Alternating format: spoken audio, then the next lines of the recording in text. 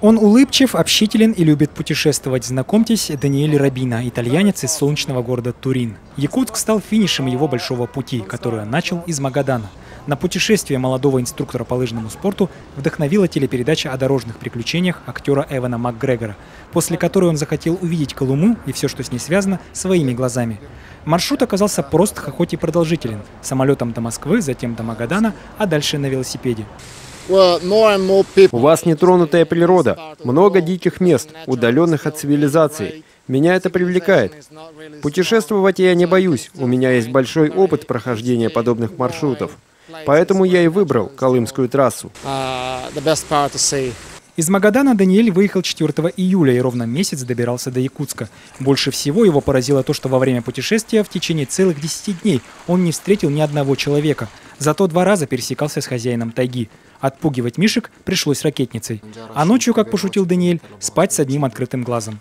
Однако затем все, кого он встречал по пути, оказались очень добродушными и отзывчивыми людьми, готовыми помочь всем, чем возможно. Меня поразила атмосфера Колымской трассы. Я знаю историю. Здесь погибло очень много людей. Они строили эту дорогу в суровых зимних условиях. Проехать этот путь на велосипеде было очень трудно. Для меня это стало большой честью. Я приобрел хороший опыт. В Италии очень мало людей знают о существовании Якутии и о Колыме.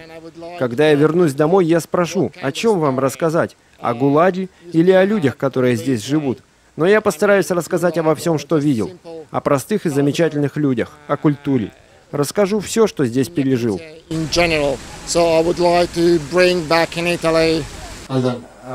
На встречу с нами Даниэль пришел пешком. Свой велосипед он успел продать. Точнее, его у него выкупил один предприимчивый горожанин. Даниэль считает, что это даже к лучшему. Проще возвращаться налегке.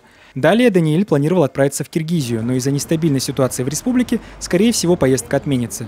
На памяти Якутии он приобрел нехитрые сувениры, но, возможно, в следующем году приедет вновь, уже с друзьями и на мотоциклах. Тимофей Ефремов, Михаил Самсонов, Михаил Эверстов. Программа «Интересно». Спасибо.